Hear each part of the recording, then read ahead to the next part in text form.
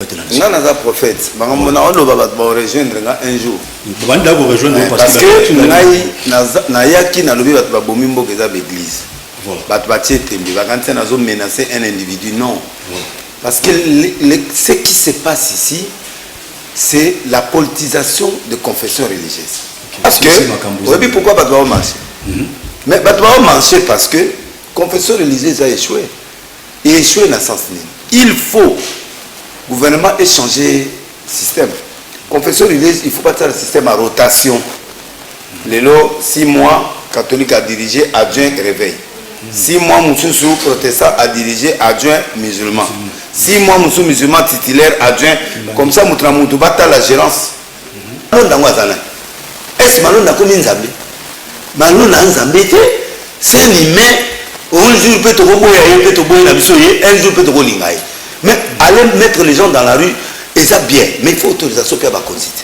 Covid, on a qui a annoncé ça, c'est le chef de l'État. Le peuple est souffrir dans la bande.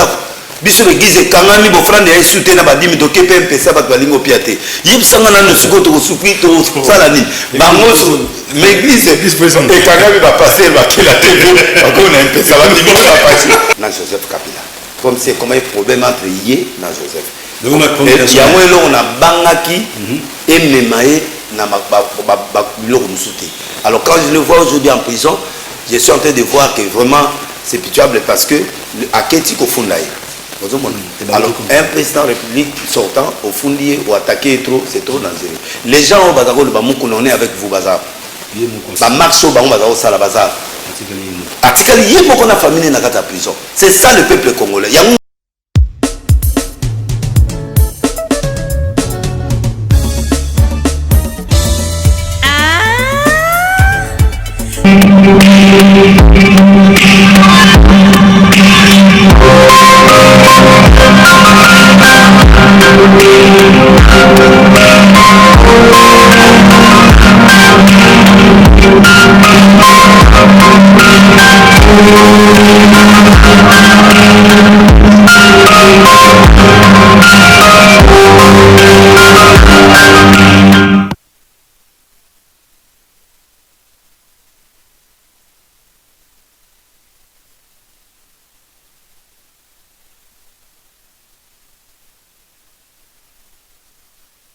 Lui, tout le monde solo, moi, mingi dans le sujet, benga qui peut bosser, qui a zonga, nos grands plateaux spécial, le prophète Denis Lessi. Bonsoir. Nous autres, Makassi.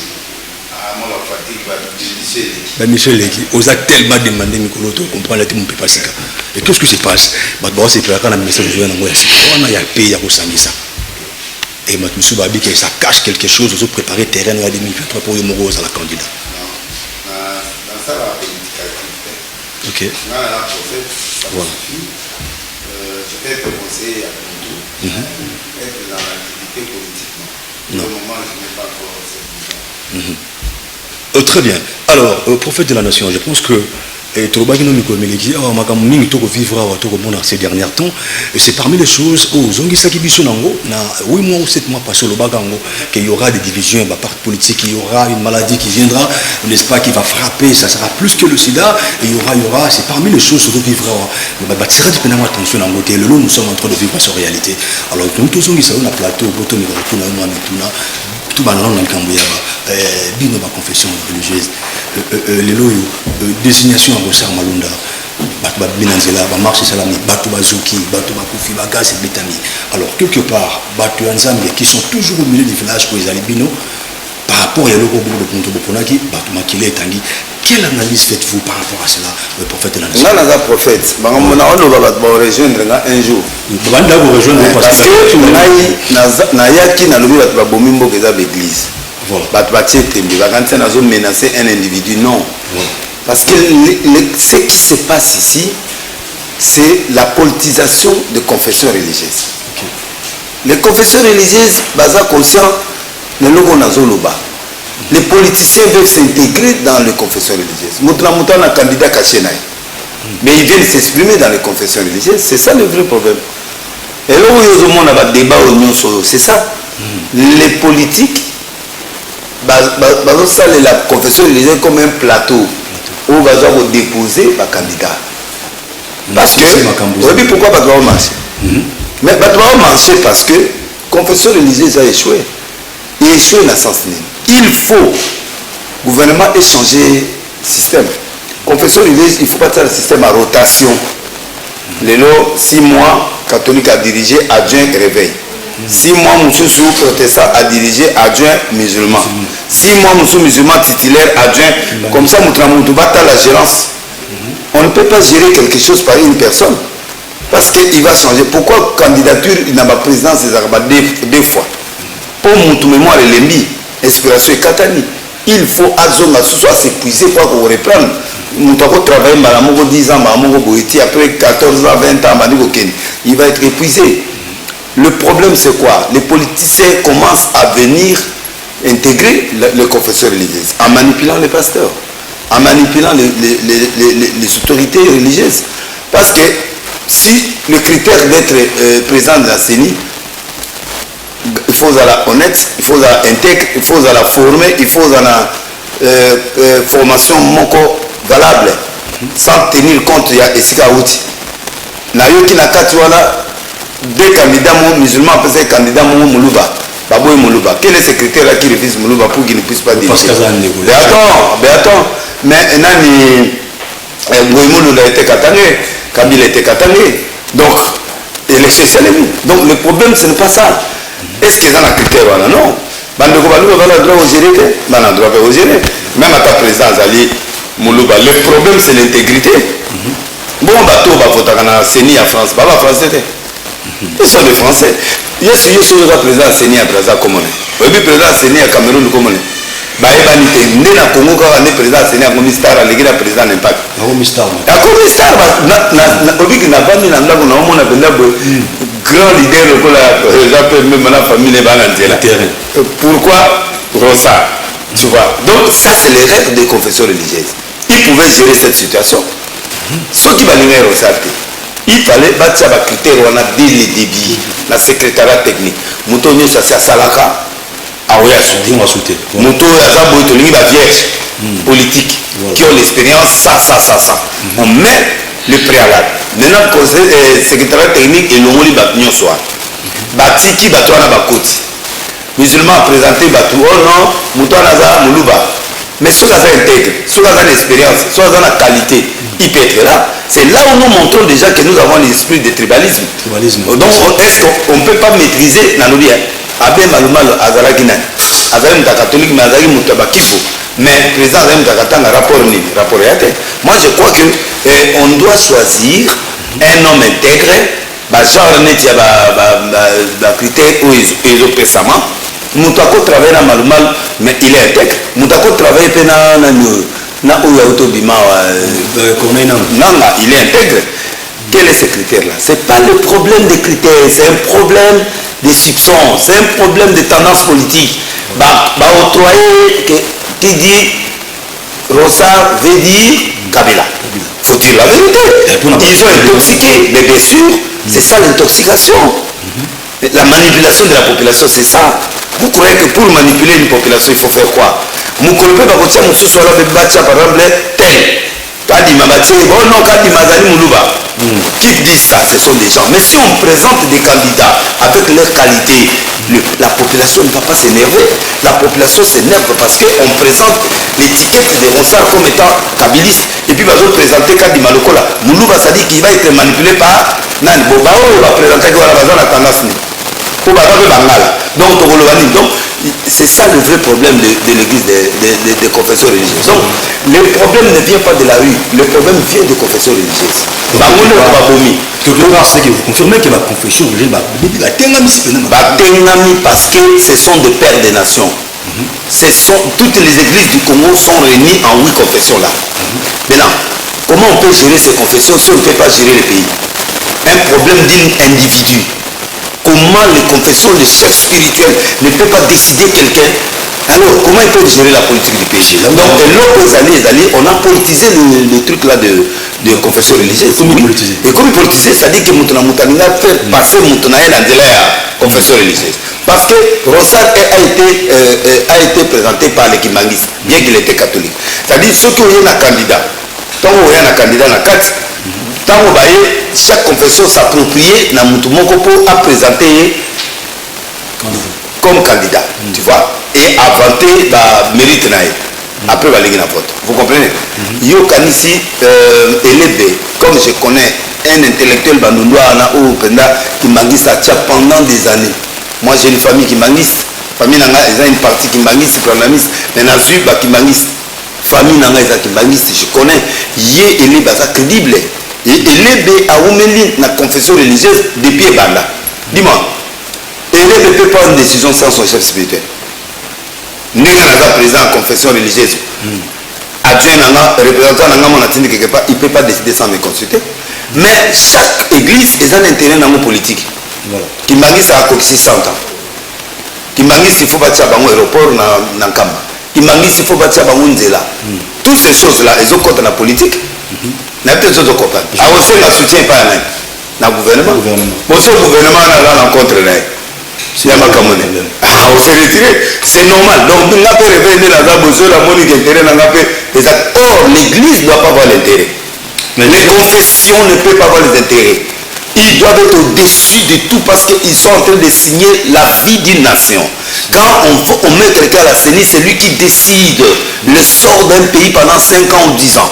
Donc moi je crois que les confessions religieuses doivent devenir très sérieuses que plus que le mot sérieux. C'est-à-dire qu'ils doivent abandonner les sentiments humains, ils doivent abandonner les partis politiques. C'est-à-dire que dans la tendance cash, oui, la tendance cash, nous avons la tendance IDPS, nous avons la tendance, il y a FCC, nous avons la tendance. C'est ce que nous ne voulons pas. Et quand nous avons la tendance, on est au monde, on a voté une autre personne. Ceux qui sont PPD à Bouyou FCC, tu peux partir M. Bouyou. Tu peux Kendeti, élection et comme il y a ma transition, comme Babandi on négocie déjà, il y a dialogue. Il n'y a plus de dialogue au Congo. Tu as sous dialogue. Le président lui-même peut parler avec des gens. À quoi inviter, Fayoulou, tel Boya, l'idée n'a pas. Oh, ok, il réfléchit et puis il trouve une solution. Moi, je crois qu'il n'y a plus question de faire frites pendant 3 jours ou une semaine. Moi,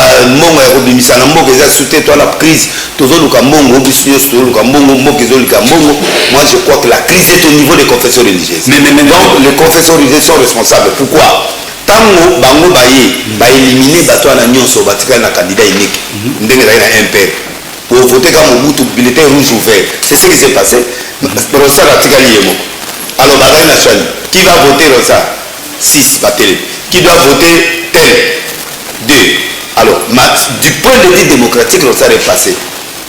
Il est passé. Logiquement. Logiquement, il est passé. Mais prophète de la nation, vous ne pensez pas que moi, le beaucoup, il y a une politique de la côte Guinée, pasteur, on vous réunit pour vous distribuer quelque chose. Non, c'est une motivation. Il n'y a pas de motivation là-bas. On ne motive pas les gens là-bas. Mais c'est quoi? Pasteur, Molimo,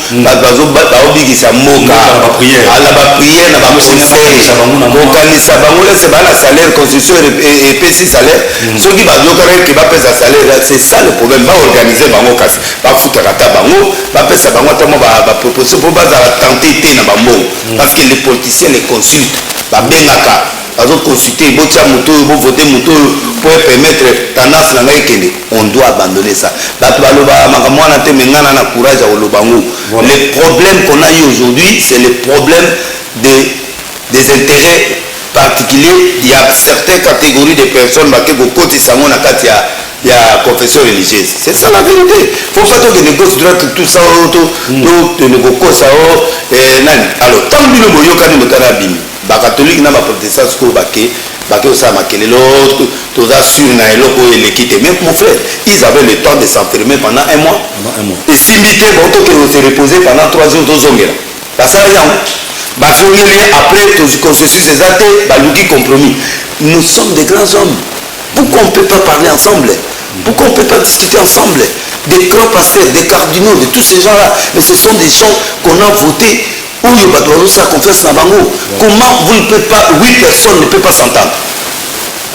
Le problème, ce n'est pas la population. Bango ne va pas finir la population en là. bango bato influencé parce que tant balobi que votre eza bien te est-ce que boyokanaki déjà botokende consensus mosusu tokende sur ekokaki kobima te basekret wana ekokaki kobima te eya basekret ya kati esimi te bandeko na nga tobondela nzambe to basali na nzambe tozongela lobi mpo totala kandida oyo tokopona bien oyo bato nyonso basepela rien kaka mwa eloko moko basali wana pa oyo bamosusu babinyono toza d'accord te mais omoni te ke moto azali na tendance oyo moto mosusu azali na tendance oyo lokola tendance oyo ebimi te même nous on ne vote pas tendance nous on vote la crédibilité du point de vue crédibilité rosale est crédible. Du point de vue tout ça, Aza pour représenter ma condition. Mais le problème maintenant c'est quoi? C'est le problème de la manipulation. Même marche, c'est une ligne. Et ça l'est mis parce que les catholiques, les président, les protestants, les gens sont contents de votre autorité. Nous soupçonnons qu'il y a quelque chose dans la carte. Ce sont des pasteurs, ce sont des parents spirituels. Tant que les lobby, les politiciens vont récupérer. Babi non biso peut voter pété mutuana peut tozondima été parce que mutuana ndengazana audi na FCC. Est-ce que bana preuve? Est-ce que bazana preuve de brancher devant justice qui audi na FCC? Donc le problème des Congolais c'est les soupçons. Ndengaka ekewala il ne peut pas fâcher. Akema d'ailleurs ndenge wana bato mususu ba fâcher bino mutuana comme na tendance. Ndenge wana ezana bamona ate Kabila zozonga sous na pouvoir. Kaka ndenge za mais est-ce que mamba tozolo ba les a solo? On a vu le pasteur Soli qui a intervenu pourquoi échoquer qui a quoi pour monter parce qu'il y a la publicité. Mais papa babouki église des fois tous à la pays mais non babouki des fois azali simba candidaté babouki yoka papa babouki église des fois gouvernement PPC mon bongisate pour la première fois deuxième fois babouka sousou alors après moutouté papa pour voter moutouné babouka église non il fallait passer la marche na bango et puis marche wana nyonso ezali contre le gouvernement non contre le gouvernement a empêché le Covid. Le gouvernement a empêché la FCC de la malade. Mais est-ce que combien de transfusions malades ça? Mais na yoki la marche ça Covid exact. Vous ne trouvez pas que nous sommes en train d'aller vers le flamme, vers le feu que j'avais annoncé, le sang que j'avais annoncé? Vous ne voyez pas ça? Parce que Baboui gouverneur bandeko na biso dps babi mamo livre asalaki ya azali na fete na ye eza déjà azali te biso mpe toye nga mpe dele so na bi lelo bon qu'il était à dimanche venez nombreux qu'il était dimanche napesi adresse mpe mbonde bandi na bainstrument baolobani. Donc vous voyez ce que les gens et ils doivent obéir au chef de l'État. Il a annoncé une mesure qui est pour nous le peuple congolais, pour nous protéger quel que soit intérêt malonda ngwazana. Est-ce que malonda komi nzambe malonda nzambe te c'est un humain un jour peut tokoboya ye peut toboyela biso ye un jour peut tokolinga ye mais aller mettre les gens dans la rue et ça bien mais il faut autorisation mpe ya bakonzite Covid wana qui a annoncé ça c'est le chef de l'État. On doit respecter le chef de l'État. Bato liboso bakolobaka chef d'État bato sekele bato FCCT bango moko et maintenant bango bazotosa le chef de l'État qui a mis la main sur la table papa peuple tozosouffrir na bandako biso l'église ekangami bofrande ya esu te na badimi toke mpe mpesa bato balingi opia te yebisanga nano sikoyo tokosufri tosala nini bango l'église ekangami bapaster bakila te bakona mpesa bandimi bapasela baotala krisi tokopesa tosalaka te tokopesa mpesa ngo nde bapasela bango bapaster bakomi nerve donc sikoyo biso l'église ekangami bango baparti politique baobima donc na minute wana soni amoni église ekbukani papa marche désobéir déjà au gouvernement, va désobéir déjà président Likamote, bon marché, mais marche oui, bon garder. Quand vous avez un débat, vous n'avez pas de calmement pour mes contactements, est-ce que marche dans la constitution, il faut que vous soyons sérieux. Et l'État, il faut restituer du local. Il faut que vous foutez à Baja Marika, Sabawana, PPD, Warana, Basoni. Dans la zone, tout n'a pas l'hôpital, mon côté, mon Covid, tu vois, le pays doit aller à la démocratie. L'état de droit, c'est tout justement respecter. Mais on ne respecte pas l'objet, sauf que ça va quitter. Sonia a l'objet, mais tout le monde quitte ça, bon. Peut-être Azaki en colère, mais ce qui est vrai. Non, il voulait dire il voulait dire tout simplement que l'église des réveils n'est pas aussi à blaguer parce que ceux qui les lobbies sont stoppés, c'est pas mon d'ordre, va toi quitter. Et là, il y a un d'accord, pour ceux d'autres qui s'abattent, tout qui s'abattent, mais ils sont abattus à ordre. donc tout est pour nous sommes l'église aza mécontent aza mutu to comprendre même tant le baki que tant le baki que pas à cause va c'était l'autre il faut comprendre les arabes et makambo alors regarde que muta muta le bon peut là mubuta ça fakal bon c'est pas un problème il y avait à exprimer quand même malgré que muta zaka président c'est la même chose là muta école au donc c'est pour dire que après mutu il peut exprimer son opinion alors peuple il faut comprendre que on casse pas l'église même catholique bako casser même musulman bako casser l'église à mandala bako casser monter pour ça sacré le peuple doit avoir ça dans la tête c'est un message de révolte de la fée c'est tout simplement ça mais tout le monde n'est pas facile mais on a fait un discours que dans les jours qui viennent préparez-vous c'est-à-dire quoi peuple là qui est dans là donc l'église doit amener la paix l'église ne doit pas allumer le feu.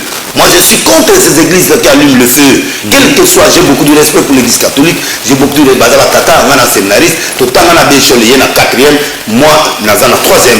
Donc, on a un petit séminaire à Bokoro. Donc, c'est mon frère.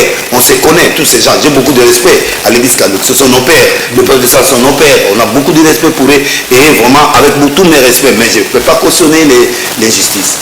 Parce que tu n'as pas toujours à la bien. Pour nous citer les locaux. Les lois. Vu qu'on s'est susté, ballon d'avis, bantérimé, faut à bateau, président qui non, la président qui a secrétaire technique parce que bango, il faut éliminer batouté, il faut critères qu'il faut. Pas bon, ce qui est ballon d'avis. Moi, en tant que délégué, en tant que prophète, si on me demande ma position, je demanderai au président de la République de signer l'ordonnance. Très bien. Bon, mais ce qui va faire dans le yégué, tout ce qu'on vous docteur Mukwege comme docteur va toi offrir l'élection pour Mukwege soka yi ndeko na mato ozwaki 9 fois ozwa moko parce que akotangela biso papier moko alors place tokosukela nde yango wana ozomona te eza bien te parce qu'il n'y a pas un saint homme ici dans le Congo qui peut gérer sans influence politique il y a toujours une tendance c'est sur ces perles là et nde tozozela problème nga nazosenga na seni c'est de vérifier président Seigneur comme à Jésus-Christ c'est-à-dire batia ba protection batia ba biloko oyo ke akoma mutu normal et mutu mo aza na administration publique ya mboka na biso qui gère les élections on met des garde-fous oyo ko permettre te akoma Jésus te tu vois c'est tout ce qu'on peut faire maintenant parce que tokolongola comme ça la personne qui viendra s'il a l'influence d'un parti qu'est-ce qui va nous rassurer rien ne nous rassure alors nous voulons pas ça. Nous voulons un homme intègre, un homme qui remplit les critères, quel que soit, comme on a eu, Aouta Morani, problème là, Moutoua Nazara capable de livrer l'élection même. Qui doit le protéger? C'est les critères, les trucs qu'on va mettre là et qu'on permettre au gouvernement à nous foutre à parti politique. Pour que tout le monde ait moyen de faire la poto, tout le monde ait moyen de faire témoin. Parce que ma minute où on a un candidat président, mais là, on a un témoignage. Là, on a un témoin. Avantage de la bateau par témoin, mais si le gouvernement paye la campagne électorale et bateau au minimum près de montre le gouvernement au vaccin, mais au moins bateau la bateau moins moyen va permettre aux candidats nyonso azana témoin donc azana témoin naie biloko ko permettre qu'ils volent ça les mater c'est ce qu'on doit faire. Pourquoi on n'a pas fait ça? Parce que les gens cherchent à laisser toujours un trou pour tricher quelque part. Alors faut tes alliés à nan, faut tes alliés à bateau bazali ko initier biloko. Ça, je qu'on a compris le message, il est très profond par rapport à l'intervention au sein de l'Onde. Il y a beaucoup de réagissait tellement trop, au c'était mini. Et je crois qu'on a éclairci tout le monde par rapport à Kambo Sam Malonda. Parce que les Kambo le bagage voilà tout le monde manipuler la manipulation de mais je crois que tout le monde va comprendre ce qu'il y a eu quelques manipulations certainement parce que le peuple a réussi à ramener. Le peuple a réagi à la fonction bateau bazali bosso. Ce leader va lui que et l'on va les ali mabé. Bon, le leader politique va faire on va si population là on va dire tondima l'anité. La journaliste va relayer c'est fini. La population est traquée dans la tête. Qu'est-ce qu'il a fait? N'a plus ni maman mon aucun mars, mais n'a outil mars papa pour la mulunda. N'a plus mulunda on a né ou aller sur mulunda parce que mulunda ça n'a bien malonde. Papa, mulunda on a dit ce côté. Mais en Tunisie nous autres on a dit aidé. Rosa côté, Rosa on a. Donc vous savez que Moutaïbi est l'eau qu'on nous casse dans cela. Alors, il y a trop de manipulations au Congo, mais dans des propre. Et dans des propre, moi, vous avez un message de propre, mais nous faisons souffrir notre pays. Nous sommes appelés de faire papa. La Cour réfléchit, dans le Vanet et l'eau catholique. Premier, Abbé Malmal, catholique Baboui, qui est élection des Africains. Tout y est la deuxième, Mouimoun, Baboui élection. Tout est la troisième babo élection balobi ke fayu le mutaliki na sans tabou na mon monseigneur cardinal alobi na TV5 na cassette alobi ki batuni na journaliste mo bi élection ya bi mutaliki za nani fayu avec 62%. OK, mais bino ba mibali ya solo muta mobali ya solo ko ya na mboka te abi bo ba bi se résultat yeti na cour constitutionnelle bi voilà le résultat isola. Non, c'est que nous avons constaté pas le résultat qui est là. Ça, ce sont des paraboles. Jésus vous a levé la parabole, c'est cela. Tout le monde a mis bali na Congo. Bali ya alobi ke faulu mutaleki. Alors, to prouver. Mais par contre, nous voulons passer politique là. Il y a un Congo. Il y a un nazokama pe président Félix pa yambi bango tanga komi président pe bazo ya pas président. Bon muto ape bozo kene pas les pourquoi. Non,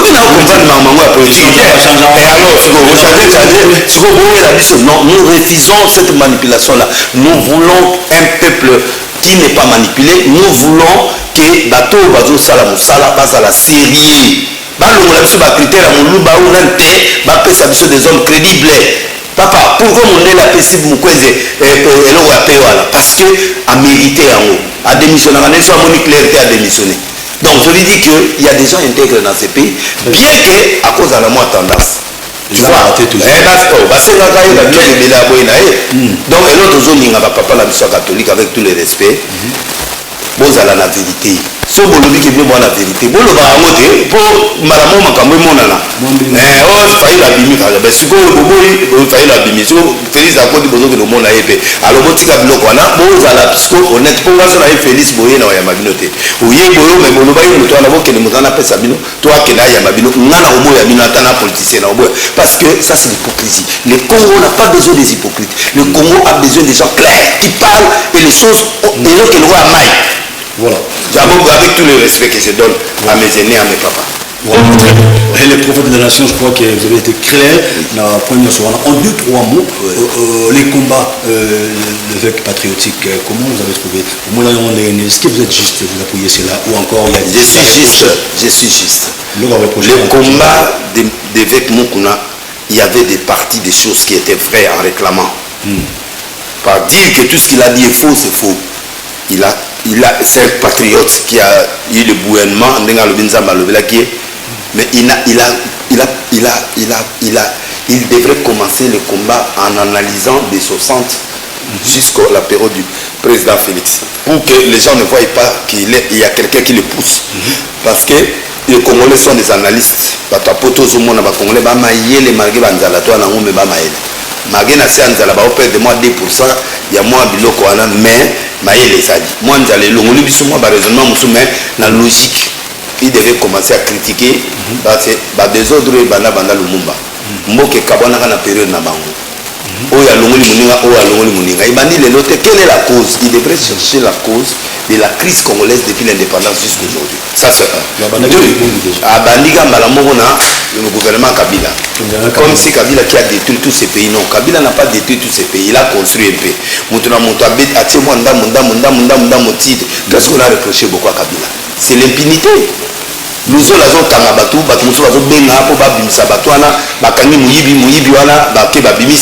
c'est ça ce qui était reprochable à cette époque-là. Donc moi je crois qu'il faut que Batouba soit honnête dans ce sens que l'homme de Dieu, il a trop personnalifié combat par rapport à Joseph Kabila. Comme c'est comme un problème entre Yé et Joseph. On a Bangaki et Memae. Alors quand je le vois aujourd'hui en prison, je suis en train de voir que vraiment c'est pitoyable parce que à Keti Kofundaï. Alors un président de la République sortant au Fundier ou attaquer trop, c'est trop dangereux. Les gens au Bazar, on est avec vous Bazar. bamarche oyo bango baza kosala bazar atikali ye moko na famille na kati ya prison. C'est ça le peuple congolais. Yango nga naloba na nga vérité soki naosala combat na nga eza nga. Aujourd'hui il est en prison, qui se bat pour lui, qui fait des marches, qui fait des choses pour lui, parce qu'aujourd'hui il est arrêté mais les gens ne comprennent pas. Alors donc politique est très compliqué. Alors on ne peut pas personnalifier un combat. C'est le conseil que je lui avais donné, que j'allais lui donner, que je lui donne encore, s'il peut relancer son combat, mais qu'il ne soit pas personnalifié. Et ça les locaux moko il y a général, il attaque tout un système, il y a attaqué le système, il y a sorti, il y a l'élo. Deuxième place,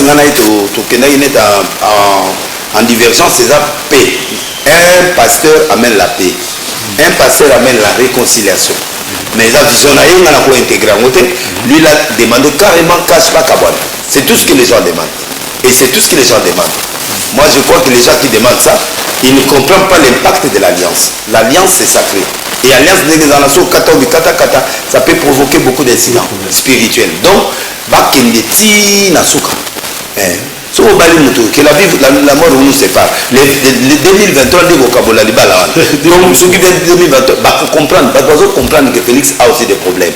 Dans ce sens que, moi, les alliés, et si moi, les alliés, mais divergence, c'est qu'on permet de vivre. Ceux qui battent la divergence, on peut mettre sur table de concession pour permettre d'évoluer. Et c'est un exercice que Dieu a voulu au Congo. C'est-à-dire que deux personnes vont gagner. Ou a gagné la maturité. Vu la maturité des hommes politiques pour gérer. Pas dire que gérer le peuple, mais pour gérer le peuple. Le peuple a divisé le peuple, il faut le gérer. Voilà, on va souffler un tout petit peu, on va marquer une courte pause et puis on va revenir pour continuer déjà l'émission avec le prophète de la nation de l'Indes. A tout de suite. Un élément de